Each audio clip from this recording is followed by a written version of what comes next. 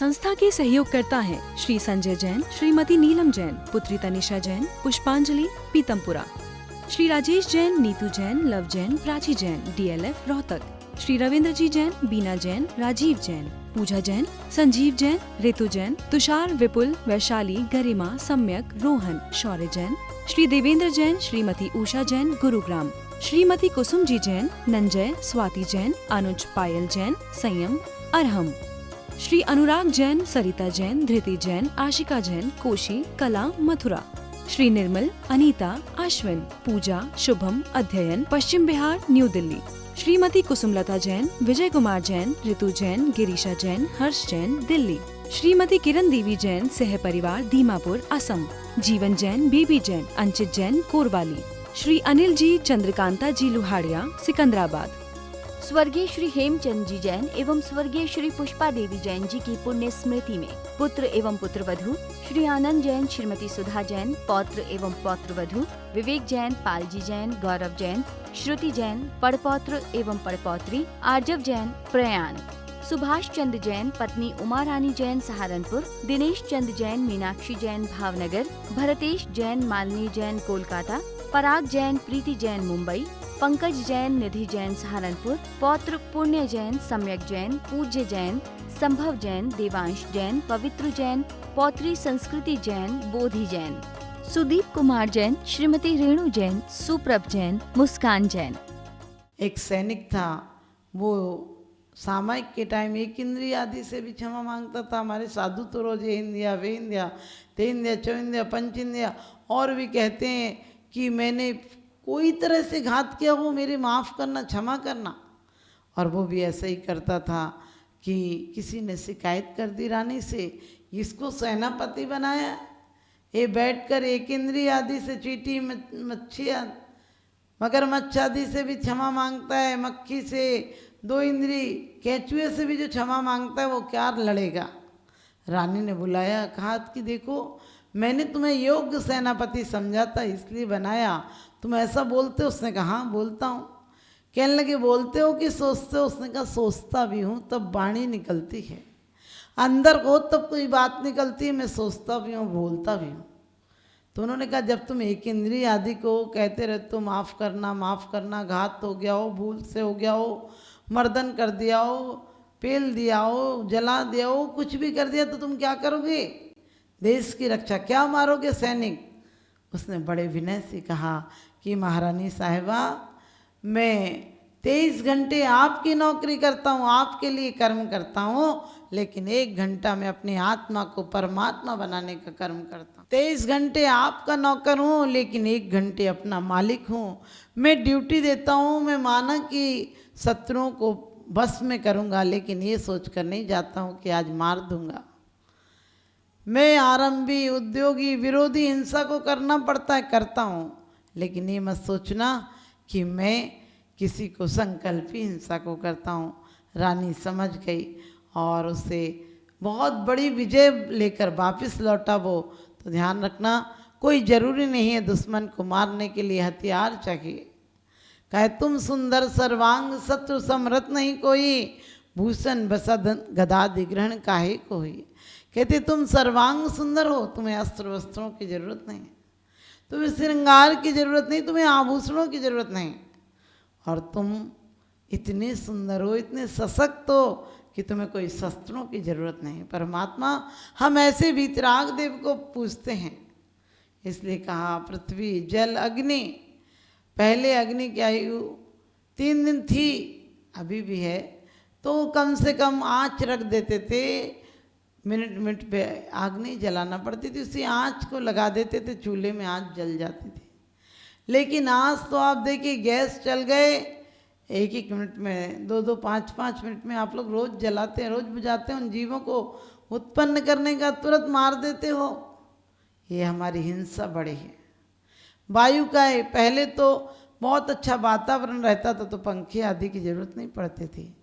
आज पंखा हाथ से चलाओ या मशीन से चलाओ, हो तो रहा है, क्योंकि आदमी की गलती नहीं, जिसके लिए चला रहे हैं आप, साधु नहीं अनुमोदना करता है, लेकिन फिर भी वातावरण इतना कहते हैं विरोधी है आपके प्रति।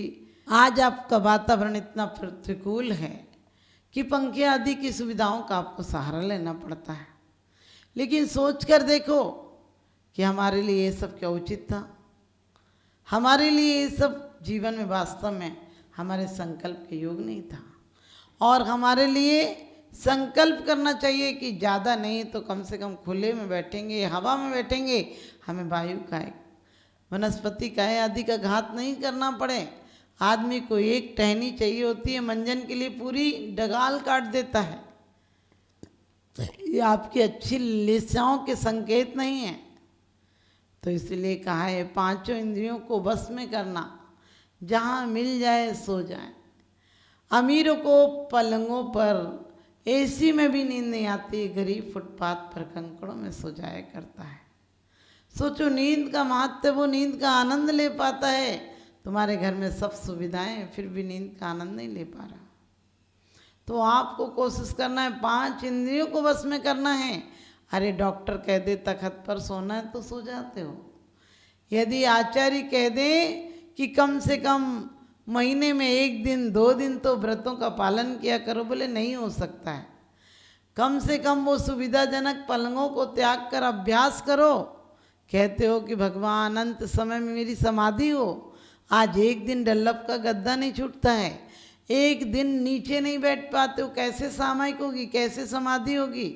अभी से तुमने काया को बिल्कुल प्रतिकूल बना रखा है और काया तुम्हारी सुविधाओं से हो गई। दुख इस बात का नहीं कि तुम्हें बीमारी है, दुख इस बात का है कि बीमारी तुमने खुद बुलाई है। तुमने जितनी सुविधाएं बनाई हैं उतना हमारा शारीरिक श्रम समाप्त हो गया, और शारीरिक श्रम समाप्त हो जाएगा जब मशीन काम नहीं करेगी तो अपने आप जंग लग जाएगी। आप कभी सोचना, आज भी गांव के लोग जितने बीमार नहीं हैं, गांव के लोग बहुत स्वस्थ हैं। क्या मट्ठा रोटी खा लेते हैं और आपसे बढ़िया दौड़ लगा लेते हैं। आप तो इतना सारा ठूसते हो कि मशीनरी जाम हो जाती है, लीवर ही खराब हो जाता है।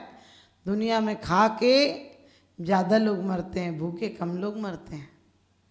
क्योंकि कम खाना और गम खाना, ना हकीम पे जाना ना हाकिम पर जाना।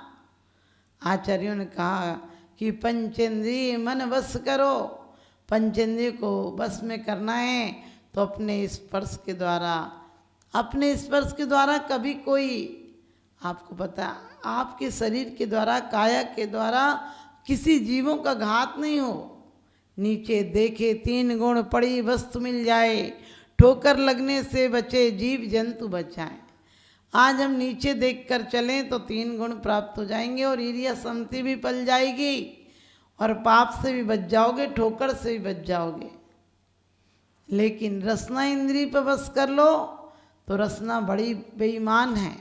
हर इंद्रियां एक ही काम करती हैं, लेकिन रसना इंद्रिय है तो एक, लेकिन काम 2 करती है। चखना और बकना दोनों ही खतरनाक है, क्योंकि चखने के बाद भी सुबह निपटता नहीं, शाम की तैयारी हो जाती है। कहीं जाओ तो कोई चर्चा करो या नहीं करो, कहाँ क्या बना था। आज के भौतिक युग ने तुम्हें भिखारी बना दिया। शादियों में पार्टी में जाओ तो तंदूर पे ऐसे खड़े रहते हो, 1 हमें दो, 1 हमें दो, 1 हमें दो। एक रोटी के लिए तुम भीख मांगते रहते हो और कहते तुम्हारी उन्नति हुई है। हम गुणानुवाद करें और गुणानुवाद के साथ गुणानुराग करें। हम गुणानुवाद कर भी लेते हैं तो किसी की निंदा करके बैलेंस पूरा कर लेते हैं। हम किसी की प्रशंसा सुनकर खुश नहीं होते हैं, उसकी निंदा जरूर कर लेते हैं। अरे वो ऐसा, हम जानते वो कैसा है। और बड़ी अच्छी बात कही है कि कम खाना और गम खाना, यानी कम खाओगे तो स्वास्थ्य अच्छा रहेगा।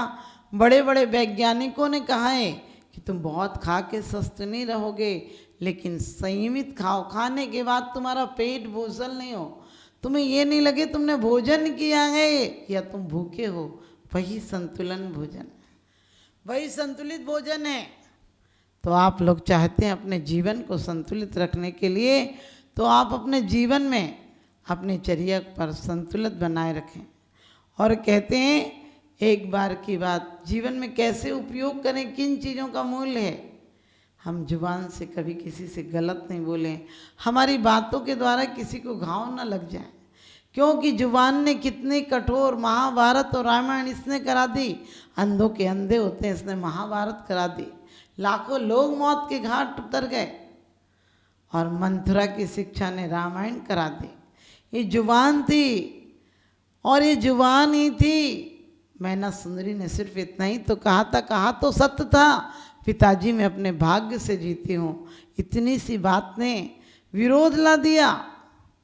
और अंजना की सखी ने, मिस्र केसरी ने यही तो कहा था कि अंजना तेरा भाग्य अच्छा होता तो विद्युत प्रभ को ब्याही जाती। इतने ने पवन जैसे दीवाने के दिल में भूचाल ला दिया। आज घरों में, परिवार में, देश में, राष्ट्र में जो समस्याएं चल रही हैं, वो कौन सी समस्याएं चल रही हैं? इसने इसके प्रति बोल दिया, इसने इसके प्रति बोल दिया, इसने ये अपमानजनक शब्द बोल दिए, और कि बोले किसने? और दुनिया हिंदू मुस्लिम पर लड़ पड़ती है। हमें इन चीज़ों पर लड़ना नहीं है।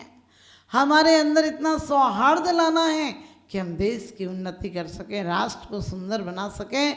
देश राष्ट्र को सुंदर बनाने के लिए आदमी को सुंदर होना पड़ेगा, क्योंकि बड़ा मानने से बड़ा नहीं होता है, किसी को बड़ा जानने से स्वयं भी बड़ा हो जाते हैं। बुलंदी देर तक के शख्स के हिस्से में रहती है, बुलंदी देर तक के शख्स के हिस्से में रहती है, और बहुत ऊंची इमारत हर घड़ी खतरे में रहती है।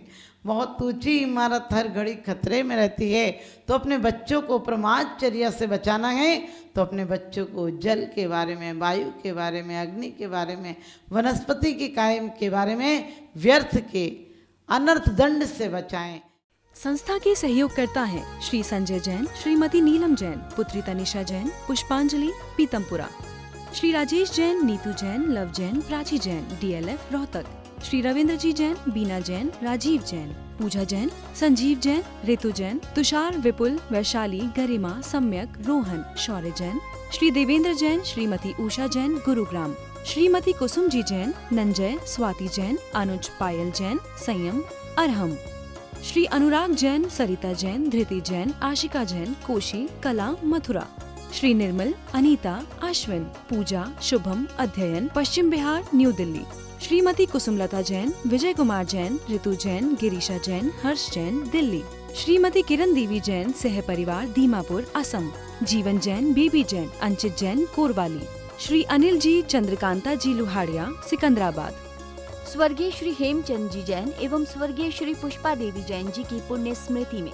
पुत्र एवं पुत्रवधू श्री आनंद जैन, श्रीमती सुधा जैन, पौत्र एवं पौत्रवधू विवेक जैन, पालजी जैन, गौरव जैन, श्रुति जैन, पड़पौत्र एवं पड़पौत्री आर्जव जैन, प्रयाण, सुभाष चंद्र जैन, पत्नी उमा रानी जैन, सहारनपुर, दिनेश चंद जैन, मीनाक्षी जैन, भावनगर, भरतेश जैन, मालिनी जैन, कोलकाता, पराग जैन, प्रीति जैन, मुंबई, पंकज जैन, निधि जैन, सहारनपुर, पौत्र पुण्य जैन, सम्यक जैन, पूज्य जैन, संभव जैन, देवांश जैन, पवित्र जैन, पौत्री संस्कृति जैन, बोधि जैन, सुदीप कुमार जैन, श्रीमती रेणु जैन, सुप्रभ जैन, मुस्कान जैन।